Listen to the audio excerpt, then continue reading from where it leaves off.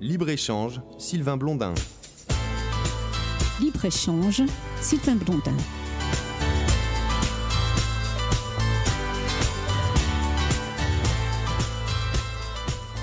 Alors, je rappelle que dans tout lieu public, en 2015, qui vont recevoir des personnes selon l'handicap. Alors ça, c'est important parce que quand on se dit handicapé, et je le répète à nouveau, parce que c'est pour bien faire comprendre les choses, on s'imagine c'est la chaise roulante, et puis voilà. Non, c'est tous les handicaps, et selon l'handicap, c'est-à-dire une personne qui n'est pas aveugle, seulement non-voyante, eh ben, il faut que ça soit adapté.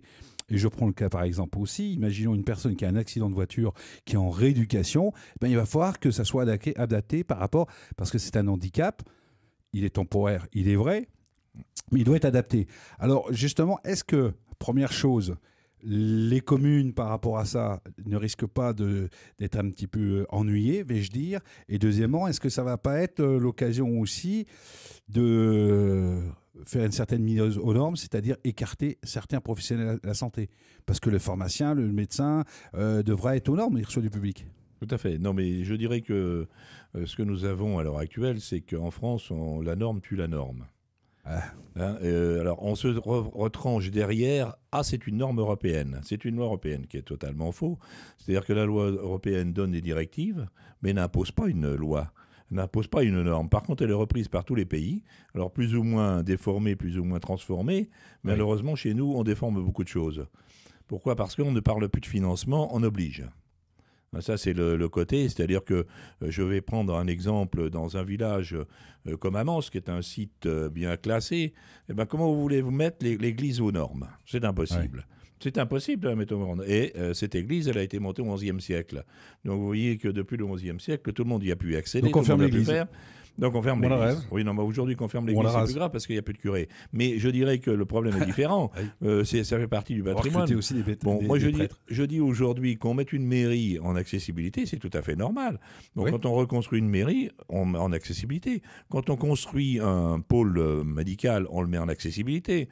Une pharmacie, exactement pareil. Tout ce qui se construit à l'heure actuelle. Par contre, qu'on dise aux mairies, vous avez jusqu'à 2015 à mettre en conformité tous vos bâtiments. Moi, j'ai fait l'étude chez moi. Eh ben, j'en ai pour 170 000 euros. D'accord. 170 000 euros, c'est impossible. Donc, j'ai refait, si vous aimez mieux, j'ai mis en accessibilité ma mairie. J'ai mis en accessibilité une classe, parce qu'il n'y en a besoin que d'une, sur les deux. Parce que dans la mesure où il y a un handicapé, on arrivera à répondre à la demande. Bon, aujourd'hui, mais par contre, l'église ne sera jamais en accessibilité, parce que c'est impossible. Ouais. Donc c'est-à-dire qu'aujourd'hui, il y a des, je vais dire, sites publics qui, en 2015, ils vont se retrouver fermés, quoi, clairement. Pas fermés. Je parle public. Mais parce que le maire prendra sa responsabilité lui-même. Comme aujourd'hui, le maire, on lui donne toutes les responsabilités. Vous avez eu un article de notre collègue de Bayon sur le journal qui explique bien toutes les responsabilités. Le maire, tant pis, il se retrouvera en prison, mais il va continuer à vivre et à faire vivre ses concitoyens et à apporter le maximum de choses. Donc c'est ce qu'il faut qu'on arrive un tout petit peu à mettre en phase, c'est-à-dire que la loi ne doit pas empêcher, le travail ne doit pas empêcher les choses à avancer. Je vais vous donner un exemple tout bête. Je suis en train d'aménager ma commune en assainissement. Oui. Donc en assainissement, on déplace de la terre. De la terre, que pour arriver et comme on sait qu'on va en avoir besoin, j'ai fait positionner par l'entreprise certaines sur l'ancienne voie ferrée. J'ai l'ONEMA qui m'a tombé dessus en me disant « Attention, vous n'avez pas le droit de déposer de la terre parce que vous avez une zone un tout petit peu humide un peu plus loin, donc vous risquez de faire un machin. » Je suis au tribunal. Ouais. Donc vous voyez la connerie de la norme et de certaines lois en France qui empêchent de tourner en rond et de travailler. C'est-à-dire que le préfet m'oblige à mettre l'assainissement de ma commune, m'accorde plus de permis de construire si l'assainissement n'est pas fait, mais par contre, je ne peux pas stocker, il faut que je paye un coût énorme pour emmener la terre, dont je vais avoir besoin parce qu'il va falloir que je paye pour aller la rechercher. Donc je trouve ça complètement lamentable. Donc vous voyez, dans le rural, on est géré, je dirais, dans ce domaine-là. Alors, je vais être méchant, mais c'est pas grave, par des énarques qui n'ont jamais été sur le terrain. Donc, je dirais qu'il faut qu'on ait des gens qui soient sur le terrain. Moi, je ne vais pas apprendre à madame à gérer sa pharmacie. J'y connais rien. Par contre, madame viendra peut-être me dire, attention, j'ai besoin de tel aménagement pour ma pharmacie. Bien sûr. On travaillera en bonne collaboration. Mais je dis aujourd'hui, quand Paris, des énarques nous envoient des choses à faire, qui sont complètement aberrantes et qui ne servent absolument à rien et qui coûtent une fortune, moi je dis, là, il y a quelque chose qui ne va pas. Il faut que nos gens, nos politiques soient sur le terrain, viennent un petit peu voir comment ça se passe et non pondre un truc qui ne marche pas. Et qui est infaisable. Et alors, au niveau des pharmaciens, comment ça va se passer, Madame Durand? Beaucoup de pharmaciens, alors, comme tout le monde, comme tous les autres professions de santé d'ailleurs de façon large, tout le monde essaye de se mettre aux normes. On a énormément, nous, ces derniers temps, justement, des demandes de transfert parce que des confrères essayent de trouver des locaux ou des terrains à bâtir où ils refont du neuf pour être sûr de pouvoir se mettre aux normes parce que c'est souvent plus cher finalement de rester dans des locaux et de refaire, et quelquefois c'est même impossible. Ouais. Donc, on voit de plus en plus de pharmaciens qui demandent des transferts pour pouvoir se mettre aux normes. Après, dans l'ensemble, on a quand même beaucoup de pharmaciens qui avaient déjà anticipé ces textes. On est sûrement plus en avance que des professionnels de santé parce que souvent, nous, on est déjà en rez-de-chaussée. La difficulté, c'est sur tous les professionnels de santé qui exercent dans des étages, dans des grandes villes où il n'y a pas de locaux.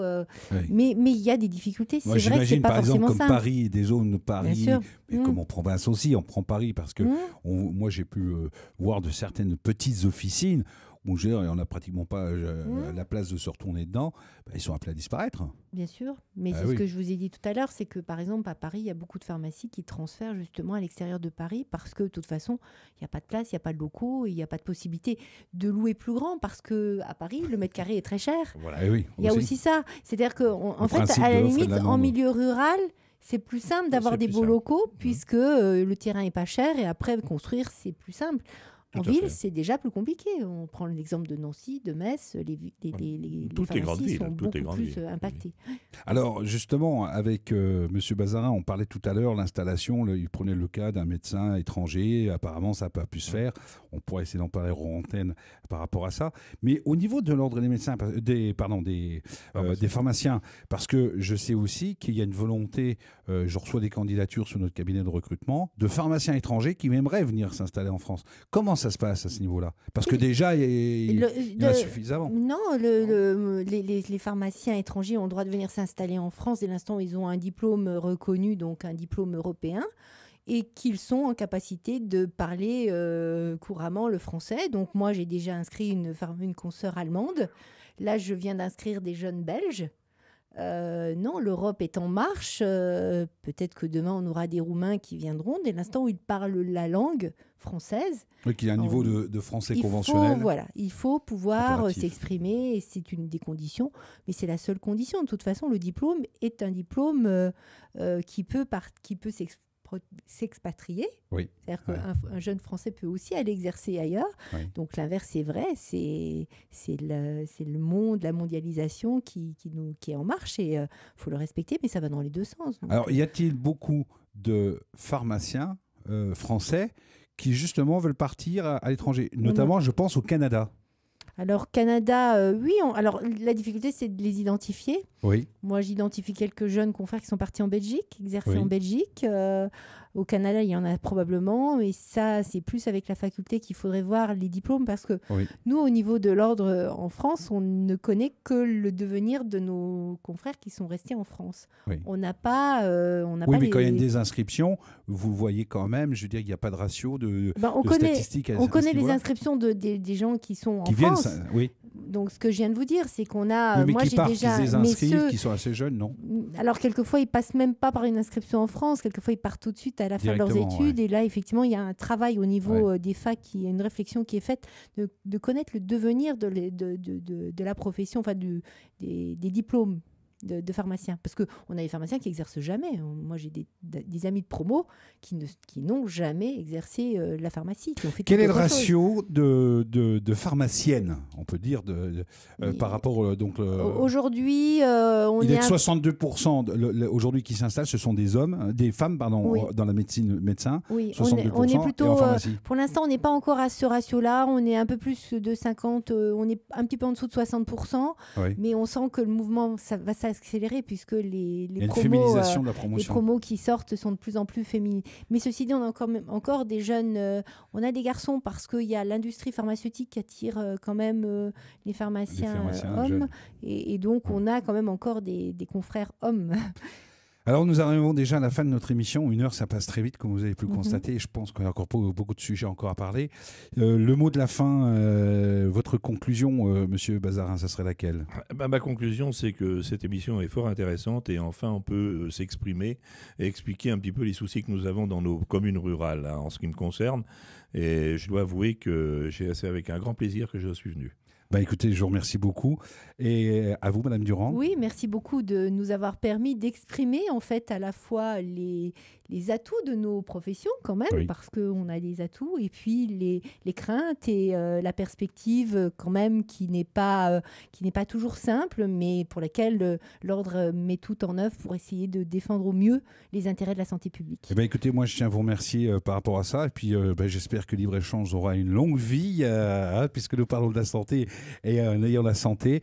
Et donc on se retrouvera la semaine prochaine avec une autre émission Libre-Échange. Vous serez bientôt encore, je vous invite à revenir prochainement. On aura l'occasion de penser, je pense, de parler d'un autre thème. Je rappelle juste une chose, il y a un ouvrage qui s'appelle Zone rurale à votre santé. Justement, on parle de désertification médicale, dans lequel j'explique un petit peu l'historique et puis avec certaines propositions. Je vous remercie et à très bientôt. Merci. Libre-Échange, Sylvain Blondin.